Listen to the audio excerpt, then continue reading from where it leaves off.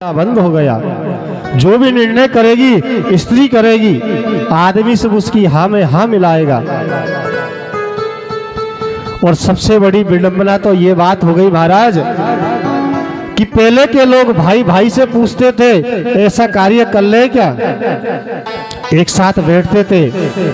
आजकल तो भाई तो बंद हो गए और साला घर का सलाहकार हो गया।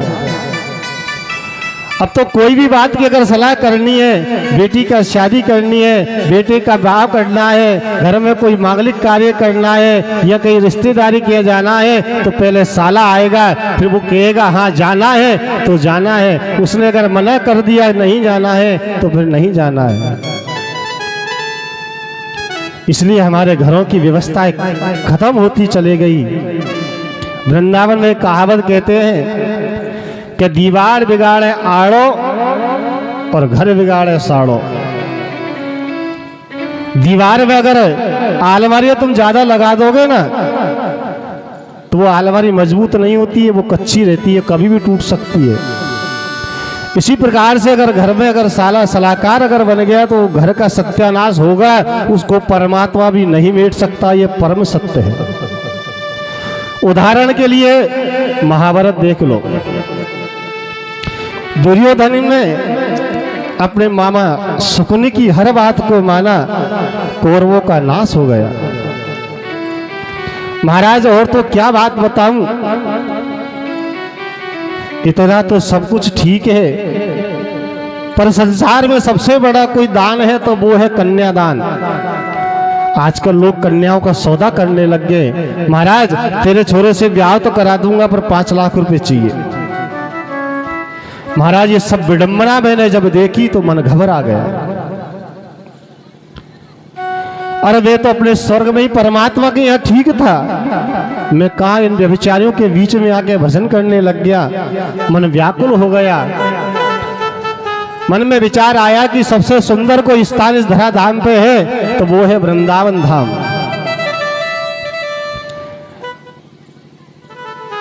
मैं मन ही मन विचार करता हुआ यमुना मैया के किनारे टहलता हुआ भगवान का गुणानुवाद करता हुआ वृंदावन की ओर जा रहा था। तो महाराज क्या देखा कि एक स्त्री 2 वृद्ध पुरुषों को अपने गोद में लेटा के रुदन कर रही है। उसने मुझे जैसे ही देखा, देखते कहने लगी, महाराज भो साधु क्षणं तिष्ठः मम चिंतामपि नाशयं दर्शनं तव लोकस्य सर्वदा गहरं परम। हे महाराज, हे साधु रुको। जैसे ही उस स्त्री की आवाज मेरे कानों में पड़ी मैं रुका। मैं उस देवी के पास में गया, कहा देवी आज्ञा करो, महाराज मेरे कष्ट का निवारण करो। मैंने पूछा देवी पहले ये बताओ आप कौन हो? ये वृद्ध पुरुष जो लेटे हुए हैं ये कौन है? और तुम्हारे ऊपर ये स्त्रियां पंखा जो झड़ रही है ये कौन है? वो स्त्री कहने लगी, महाराज मेरा नाम भक्ति है, ये मेरे 2 पुत्र हैं ज्ञान और वैराग्य। और ये स्त्रियां जो पंखा झड़ रही है ये सभी नदियां तीर्थ स्थान है। मैंने जैसे ही सुना मन व्याकुल हो गया। अरे आज तक तो ये देखा है कि पुत्र जवान होते हैं और माता वृद्ध रहती है, पर यहां तो उल्टा हो गया। माता तो जवान है और बेटे बुढ़े हुए पड़े हुए, जो भी मूर्छ अवस्था में। देवी ये क्या हुआ? महाराज मैंने कर्नाटक में जन्म लिया, मैं महाराष्ट्र में बड़ी हुई और गुजरात में जैसे ही आई तो पाखंडियों ने मुझे घेर लिया।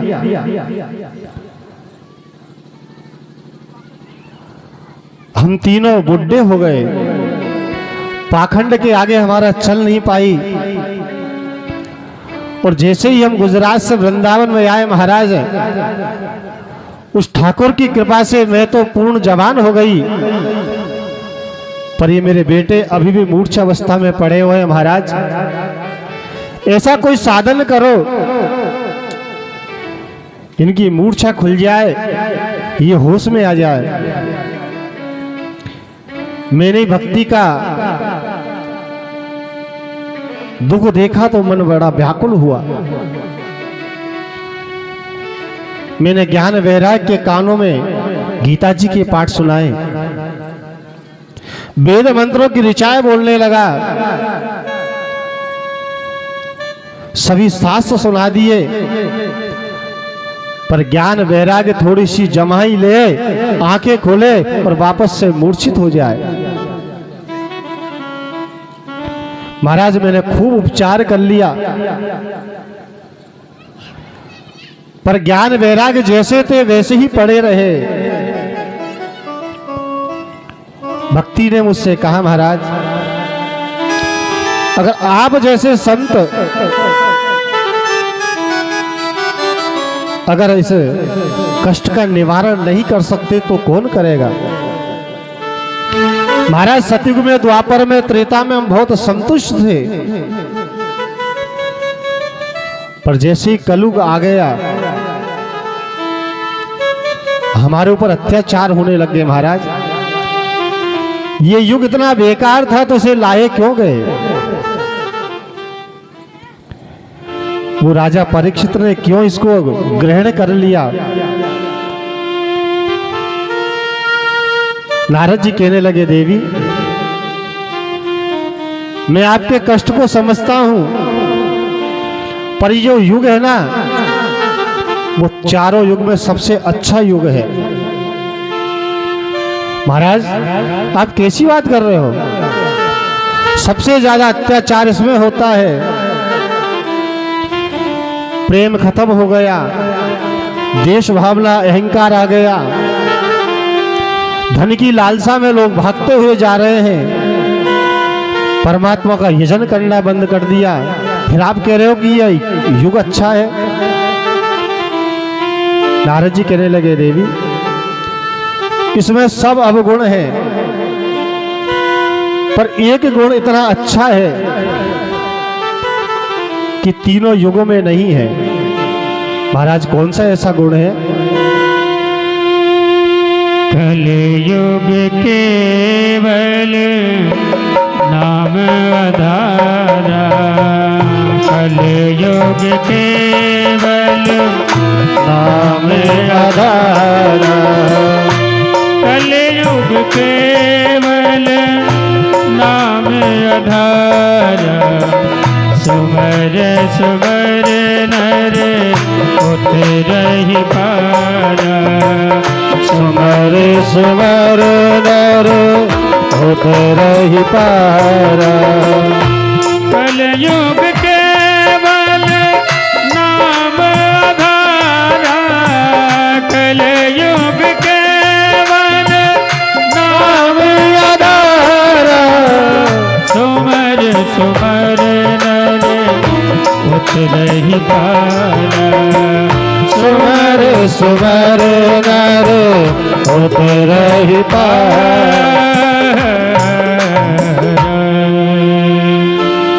देवी से एक ही निवेदन है, मेरे पुत्रों का जो संकट है उसे दूर करो।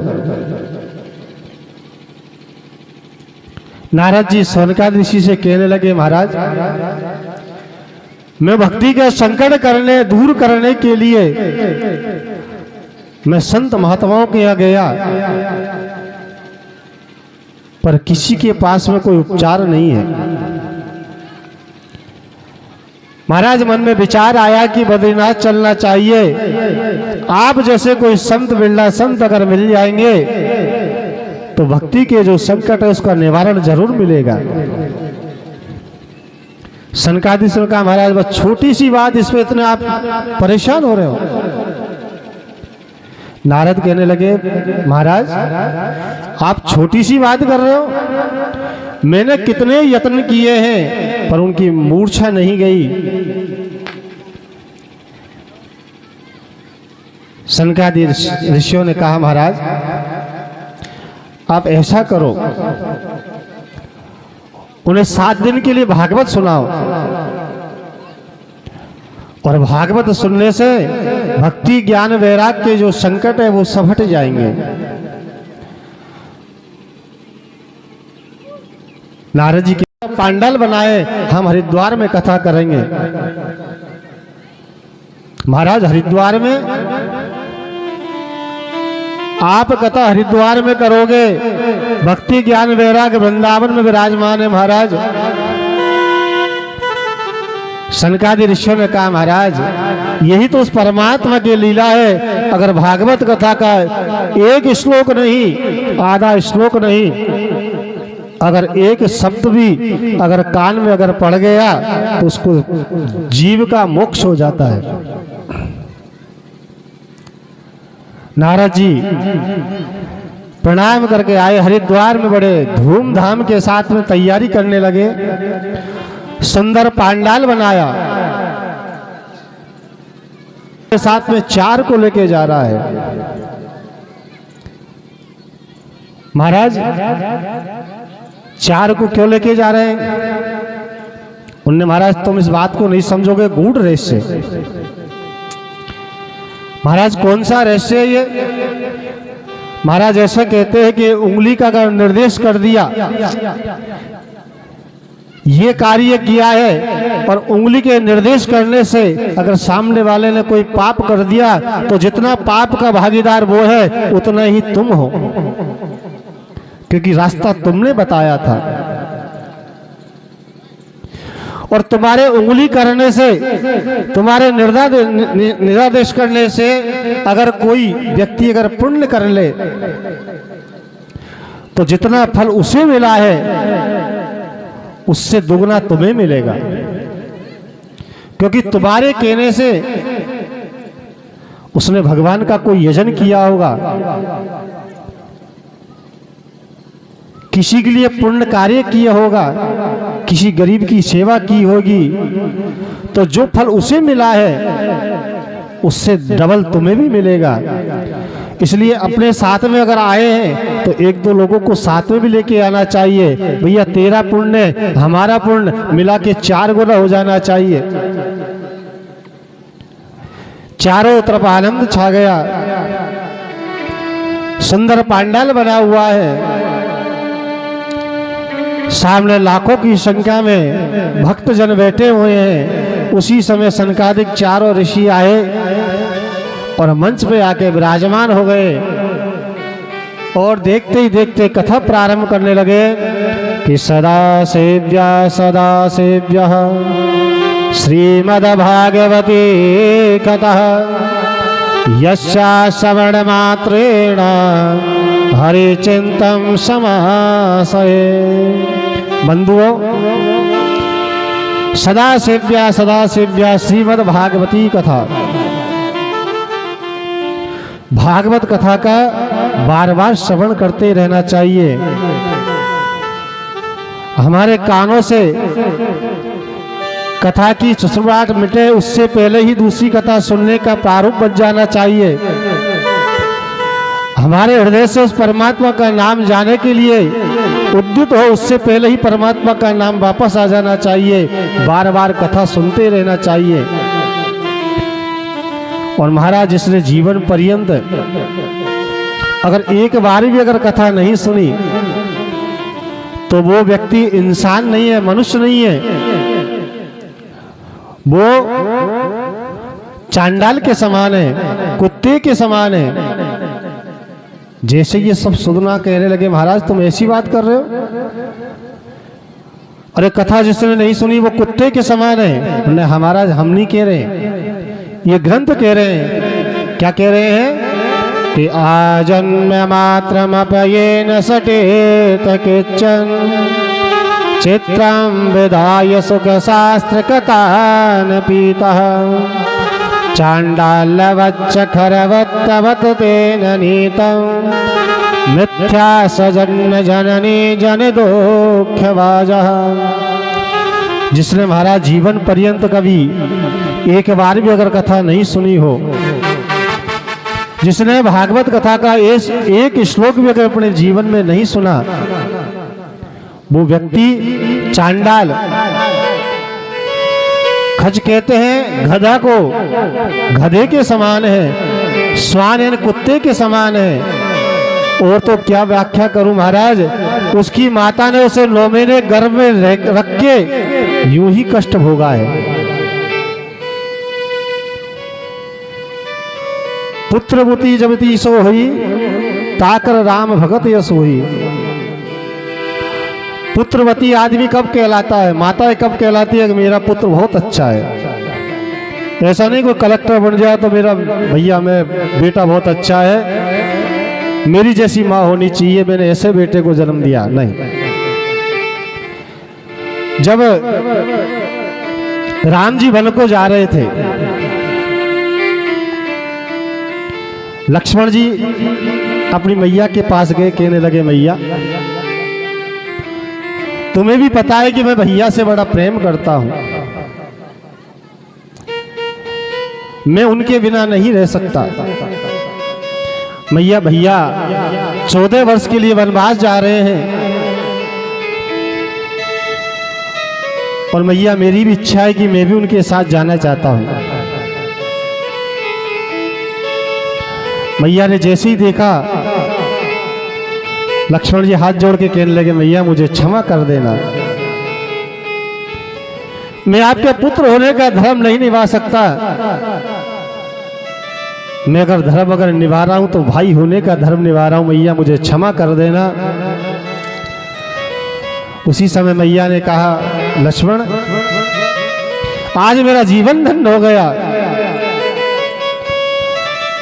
तू अयोध्या का राजा अगर बनता, जितना मेरा जीवन धन्य नहीं होता, आज मेरा जीवन धन्य हो गया कि मैंने ऐसे बेटे को जन्म दिया है जो राम का भगत है। तो जिसने जीवन पर्यंत कभी भागवत कथा नहीं सुनी, जिसने भगवान का कभी सत्संग नहीं किया, जिसने भगवान का कभी भजन नहीं किया, उस माँ ने अपने बेटे को यूं ही जन्म दिया है। ये कथा चली रही थी, उसी समय क्या देखा कि भक्ति अपने बेटे ज्ञान वैराग के साथ में नृत्य करती हुई आई और नृत्य करने लगी और जोर जोर से भगवान के गुणानुवाद करने लगी, संकीर्तन करने लगी, चारों तरफ आनंद छा गया। वृंदावन धाम किशोरी तेरे चरणन में मैं तो आई, वृंदावन धाम किशोरी तेरे चरणन में।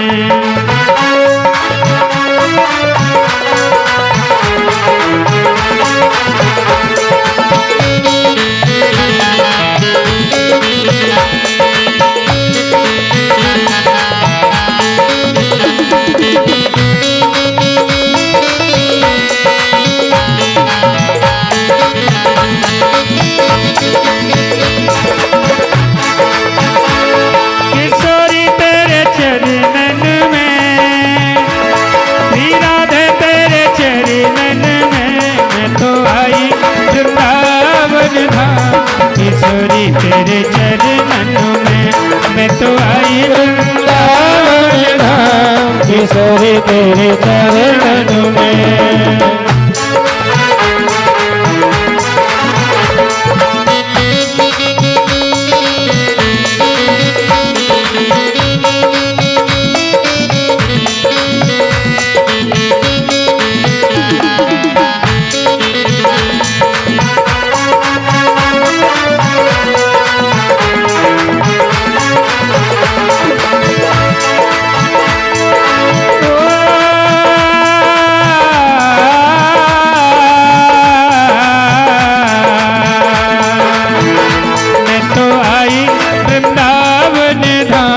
किशोरी तेरे चरणन में मैं तो आई, वृंदावन धाम किशोरी तेरे चरणन में।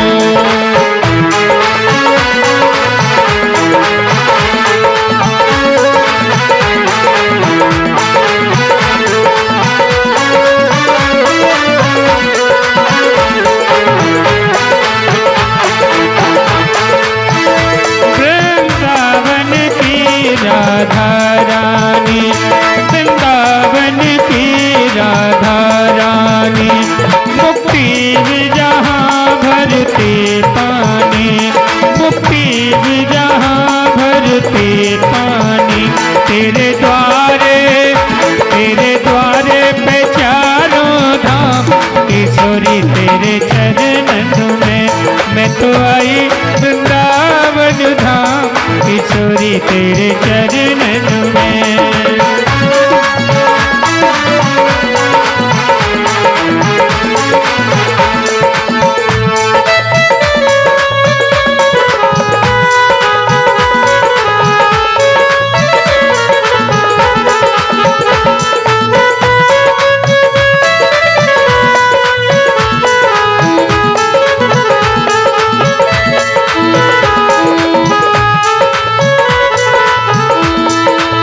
कृपा की कोर करो श्री राधे, कृपा की कोर करो श्री राधे।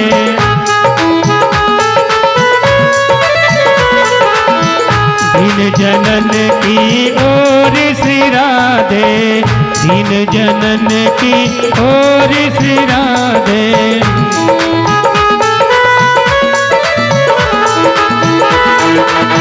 राधे राधे। ये मेरी विनती है बारंबार किशोरी तेरे चरणन में। ये विनती है बारंबार किशोरी तेरे चरणन में।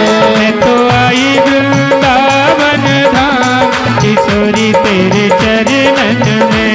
मैं तो आई वृंदावन धाम किशोरी तेरे चरणन में।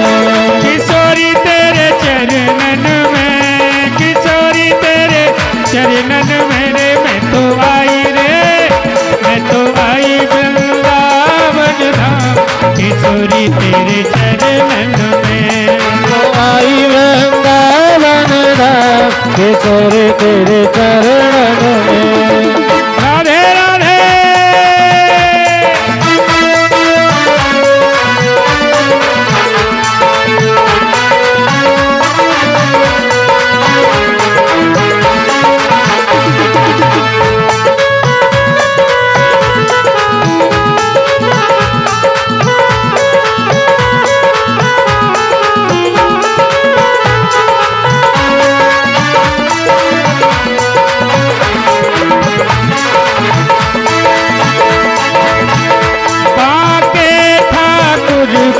ठाकुरानी, बाके ठाकुर की ठाकुरानी। मुक्ति भी जहाँ भरती पानी, मुक्ति भी जहाँ भरती पानी। तेरे चारों, तेरे द्वारे पे चारों धाम किशोरी तेरे चरणन में। मैं तो आई वृंदावन धाम किशोरी तेरे चरणन में। मैं तो आई वृंदावन धाम किशोरी तेरे चरणन में।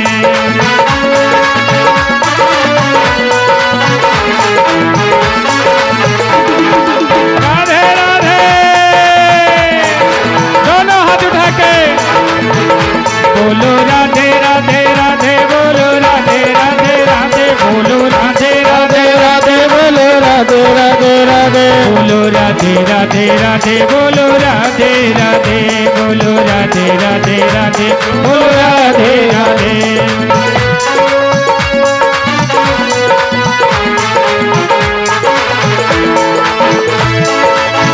श्री राधे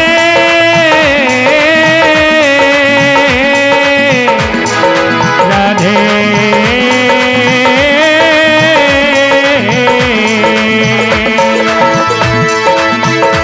और कृपा करो ना कीजिए तेरी, कृपा करो ना कीजिए तेरी। लघु सखी चरणन की चेरी, लघु सखी चरणन की चेरी। तेरे चरणों में, तेरे चरणों में पाए विश्राम किशोरी तेरे चरणन में। मैं तो आई वृंदावन धाम किशोरी तेरे चरणन में। मैं तो आई वृंदावन धाम किशोरी तेरे चरणन में। श्री राधे तेरे चरणन में, किशोरी तेरे चरणन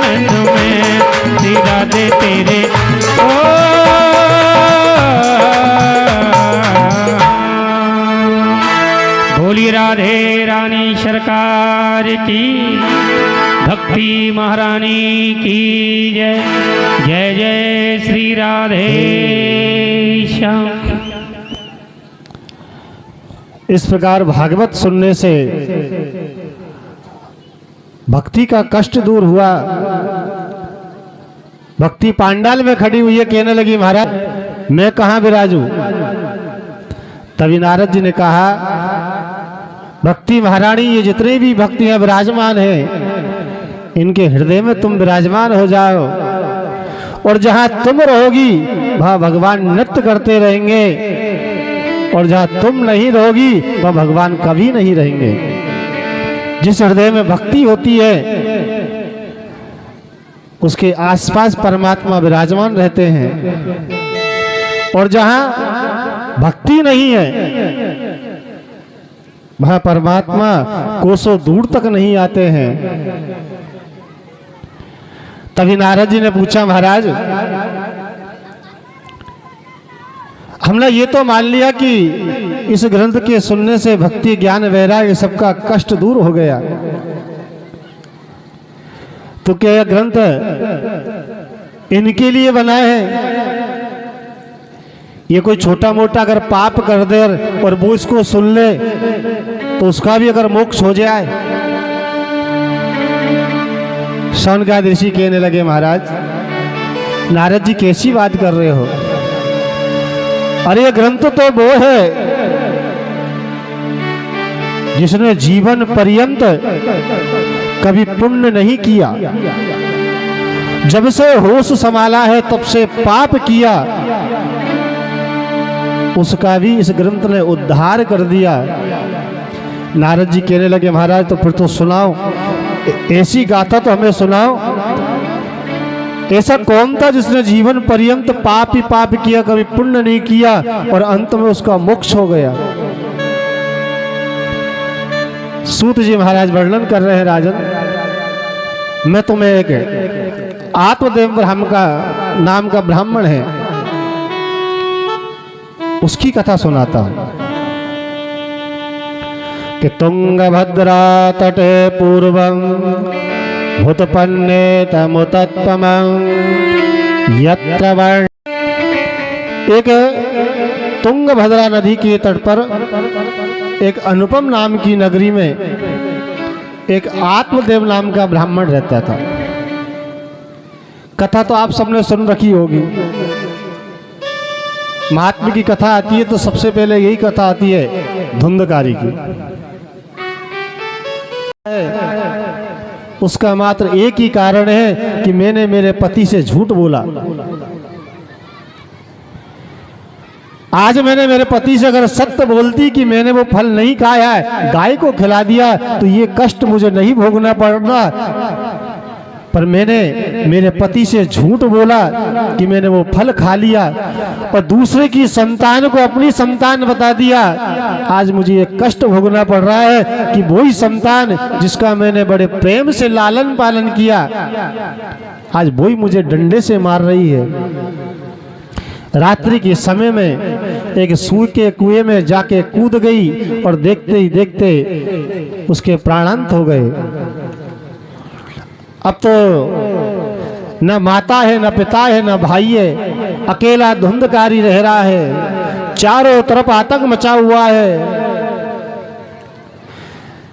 अगर नगर कोट के बाजार में निकलता था लोग हाथ जोड़ के खड़े हो जाते, महाराज आपकी जय हो, क्योंकि सब जानते हैं दुष्ट है, दुराचारी है। दुष्ट को नमस्कार करते रहो, तुम्हारा काम सफल होता चले जाएगा। ऐसा कहते हैं कि दुर्जनम प्रथमम बंदे। अगर 100 लोग कहीं बैठे हुए हैं और उस 100 लोगों में एक व्यक्ति मूर्ख है, बाकी के 99 आदमी विद्वान बैठे हुए हैं और एक व्यक्ति अगर मूर्ख बैठा हुआ है, सबसे पहले दौड़ते हुए जाओ और उसको नमस्कार करो, आओ प्रभु आपका बड़ी कृपा हुई, आप हमारे यहाँ पधारे, आपका जो भी कार्यक्रम है सफल हो जाएगा। और आपके मन में विचार आ गया ये तो मूर्ख है, इससे क्या काम, बाद में देख लेंगे, ये विद्वान अच्छे लोग आए पहले इनसे वार्तालाप कर लेते हैं। आप 99 के चक्कर में अगर रह गए तो एक आदमी तुम्हारे कार्यक्रम को सफल नहीं होने देगा। इसलिए कहते हैं कि दुर्जनम प्रथमंदे, धुंधकारी दुष्ट है। लोग उसको देखते खड़े हो जाते थे, महाराज आपकी जय हो। अरे देखो सरी कितना इनका नाम चल रहा है, कितनी व्याख्या इनकी।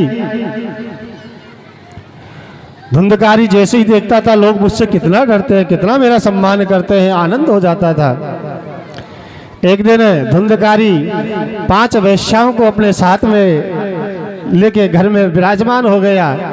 अब तो अपने घर में 5 वेश्याओं के साथ में रहने लगा। चोरी करना, डाका डालना, ये उसका नित्य का कर्म हो गया। धीरे धीरे धन इकट्ठा होने लगा। एक दिन की बात है कि 5 वेश्याओं ने सोचा ये तो बड़ा, जो व्यक्ति मन से इस कथा का गुणानुवाद करता है, जिसका मनन करता है, उसके जन्म जन्मांतर के जो पाप होते हैं वो सब नष्ट हो जाते हैं। समय बहुत हो चुका है, आपको भी घर जाना, लोग तो धीरे धीरे जाने लग गए, समय हो गया है। आज प्रथम दिवस था, हमारी यात्रा भी कुछ जितना भी समय मिले ज्यादा से ज्यादा यह संख्या में पधार के कथा का रसपान करें। ये कथा किसी एक व्यक्ति की नहीं है, ये तो मैं हर साल आपसे कहता रहता हूं। आप सभी के सहयोग से ये कथा होती है। हमारा कथा करने का उद्देश्य मात्र एक है कि हमारे कथा करने के माध्यम से आप लोगों को जो दाऊ जी के मंदिर पे आना जाना कम कर दिया वो प्रारंभ हो जाए। आपका दाऊ जी का जो बिछड़ाव होता जो जा रहा है, जो दूरियां जो बढ़ती जा रही है, हम ये चाहते हैं कि हमारी कथा के माध्यम से आप लोगों का प्रेम परस्पर बना रहे। हम लोग तो बाहर रहते हैं, हम तो रोज नहीं आ सकते, आप तो भाग्यशाली हो कि आप तो रोज यहीं रहते हैं। इसलिए आपकी दूरियों को कम करने के लिए, किसी की मन में दूरियां हो गई उसको कम करने के लिए हम ये हर साल का आयोजन करते हैं। हमारा कोई ये धन कमाने का उद्देश्य नहीं है। हम यहाँ आते हैं कोई धन कमाने नहीं आते हैं कि आपके गांव को सबको आए पागल बना दिया, लीपा पोती करी, मोट भरी बांध के ले गए। कमाने के लिए संसार बहुत है, आप लोगों का आशीर्वाद रहा तो संसार में बहुत कमाएंगे और कमा रहे हैं। श्री बलदाऊ जी विकास प्रबंधन सेवा समिति के तत्वाधान में श्रीमद् भागवत कथा आप सभी के सहयोग से चल रही है। तत्वाधान इसलिए लिखा जाता है, वो भी आप ही के नगर के हैं, वो कहीं बाहर से समिति बन के नहीं आई है। किसी का भाई होगा, किसी का बेटा होगा, किसी का पति होगा, है आप ही के। पर एक समिति का एक माध्यम होता है कि यह क्या व्यवस्था चाहिए। अब मैं आके व्यास गादी पे बैठ गया, अब मैं 2 घंटे 4 घंटे बैठा हूं, मैं उठ के तो किसी को पानी खुद नहीं पिला सकता। मैं यहाँ से आप लोगों से नहीं कह सकता कि आप खड़े होकर किसी को पानी पिला दो। इसलिए समिति की व्यवस्था रहती है कि किसको पानी पिलाना है, किसको कहाँ बैठाना है, किसको क्या काम करवाना है। और हम कहने के अधिकार समिति वालों से, हम किस किस से घर जा के कहें भैया आज चलो, आज भंडारा, भैया आज आटा नहीं है आटा ला दो, आज सब्जी ला दो।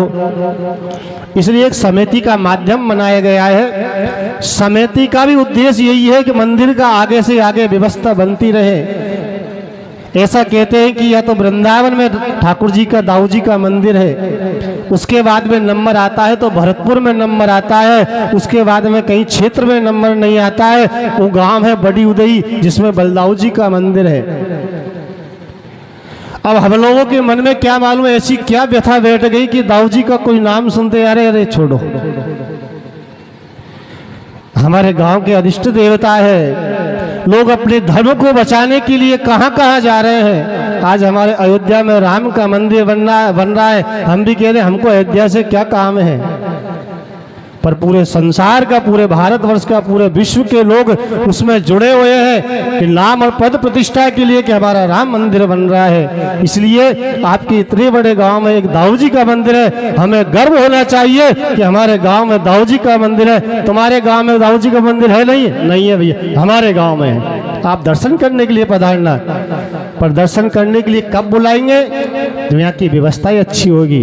हमारा मात्र उद्देश्य यही है, यहाँ व्यवस्थाएं अच्छी हो, 4 आदमी आए तो ये देखे यार बड़ी उदय गांव में जाना दर्शन करने के लिए कितना सुंदर स्थान बना हुआ है। हमारा कोई धन कमाने का, समिति वाले भी जितने भी सदस्य जुड़े हुए वो सब आप ही के परिवार के हैं, सब संपन्न लोग हैं। एक भी ऐसा नहीं है जो कि कोई धर्म पुण्य करके पैसे बचा ले उसके बाद में व्यवस्था बनाता होगा। हर व्यक्ति अपने अपने व्यवस्थाओं से अनुरूप है, इसलिए मन में कोई भी विचार न लाते हुए हमारा तो सभी से यही कहना है, नगरवासी जहाँ तक हमारी आवाज़ जारी है और जो आप लोग भी सुन रहे हैं अपने घर जा के कह देना कि वो पंडित जी ने ऐसा कहा, भैया मन में कोई गिला शिकवा हो वो सब 7 दिन के लिए निकाल देना और बड़े प्रेम और आनंद के साथ में ऐसा भव्य आयोजन होना चाहिए कि आसपास के नगर कोट के लोग भी देखे कि बड़ी उदय गांव में कोई कथा हुई है। वृंदावन बिहारी लाल की जय। आज बोली लगाई वो भैया बड़े भाग्यशाली है जिनके मस्तक पर पूरे नगर में भ्रमण करती हुई भागवत कथा आई। हर व्यक्ति की इच्छा होती है कि मैं भी भागवत कथा मेरे मस्तक पे रखूं, पर अगर इतनी व्यवस्था अगर नहीं बन सकती है तो कम से कम इतनी व्यवस्था तो हमारी बन सकती है कि हम एक दिन उस भागवत ग्रंथ का पूजन तो कर सके। तो हमने एक ऐसी व्यवस्था लगाई है कि एक सह यजमान बनाने की व्यवस्था लगाई है, जिनके कई लोगों के मन में इच्छा होती है यार इतने पैसे नहीं थे, नहीं मैं भी भागवत जी ले लेता। उनकी मन की इच्छाओं को पूर्ण करने के लिए हमने समिति के सामने एक प्रावधान रखा, नगरवासियों लोगों के सामने एक प्रावधान रखा कि भाई हमारी ये व्यवस्था है कि कुछ लोगों की ऐसी भी इच्छा होती है कि हम भी भागवत जी का पूजन करते, हम भी आरती करते, हम भी आनंद लेते। उसके लिए हमने एक व्यवस्था बनाई है सह यजमान के लिए। उसके शुल्क रखा है हमने 3100 रुपये, क्योंकि यज्ञ नारायण भगवान की पत्नी का नाम है दक्षिणा। जब तक दक्षिणा अगर नहीं देते हैं तब तक यज्ञ सफल नहीं होता है। आप एक दिन आके यहाँ पूजन करोगे, यज्ञ करोगे, उसके दक्षिणा स्वरूप उसमें शुल्क रखा 3100 रुपये। उसमें आपके पूजन पाठ की सामग्री, आपके भोजन की सामग्री, सब व्यवस्था आपकी तरफ से उस दिन की रहेगी। तो जो भी यहाँ आके भगवान का एक दिन के लिए पूजन करना चाहे वो समिति के सदस्यों से आके मिलके अपनी रसीद कटवा ले, अपना नाम बुक करवा ले और एक दिन सुबह से शाम तक प्रधान यजमान के साथ में रहते हैं उसे पूजा करनी होगी। जो भी इच्छुक हो वो आपकी व्यवस्थाओं के अनुसार अपना नाम लिखवा के और भगवान की शरण में आके अपना योगदान प्रदान करें। वृंदावन बिहारी लाल की जय। अब एक 2 मिनट का भजन संकीर्तन होगा, उसके बाद में आरती होगी।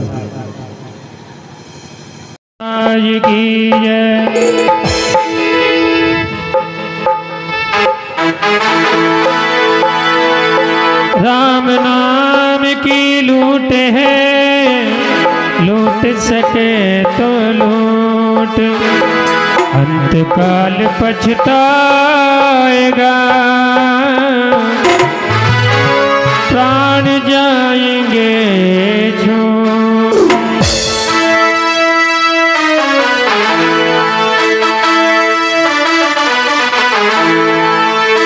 ए राम भज ले रे भाया राम भज ले, जरा सो के नो मारो मान भाया राम भज ले।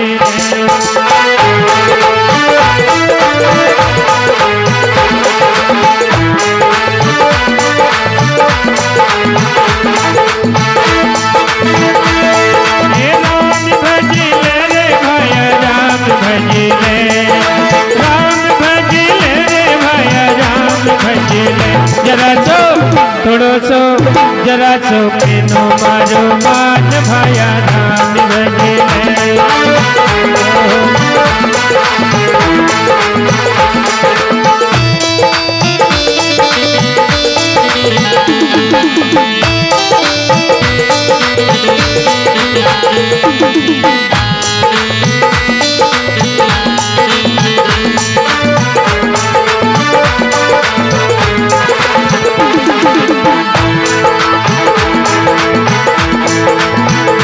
भज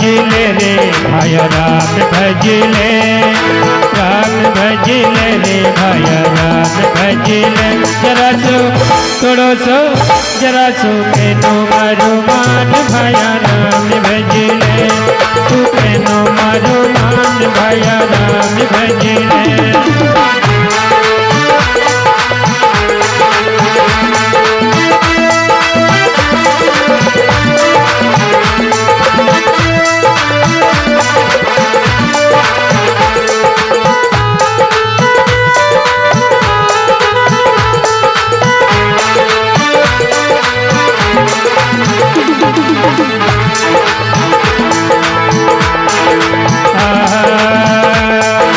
मुट्ठी बांधे आया जग में हाथ पसारा जासी, मुट्ठी बांधे आया जग में हाथ पसारा जासी।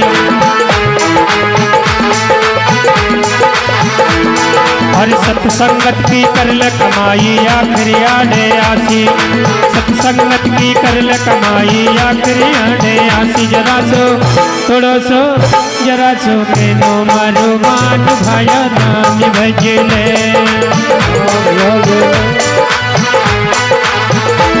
हे राम भजले रे भाया राम भजले, राम भजले रे भाया राम भजले रे मारो जरा सो थोड़ो सो केनो मारो मान भाया राम भजले।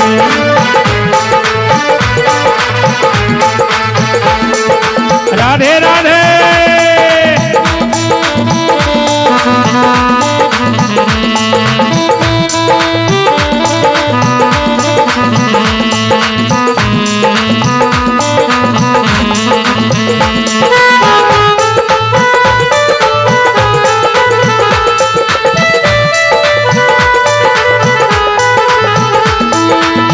मायारी बनी हवेली अठे ही गोरे जासी, ओ मायारी बनी हवेली अठे ही गोरे जासी।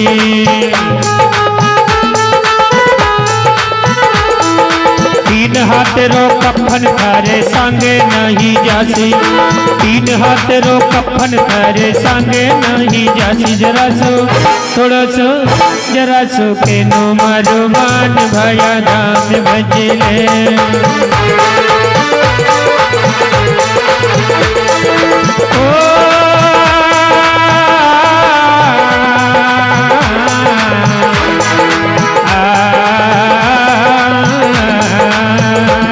हरि केनो मारो मान भाया राम भजले, तू केनो मारो मान भाया राम भजले। राम भजले रे भाया राम भजले, राम भजले रे भाया राम भजले। तू केनो मारो मान भाया राम भजले रे, हाँ केनो मारो मान भाया राम भजले, हाँ केनो मारो मान भाया राम।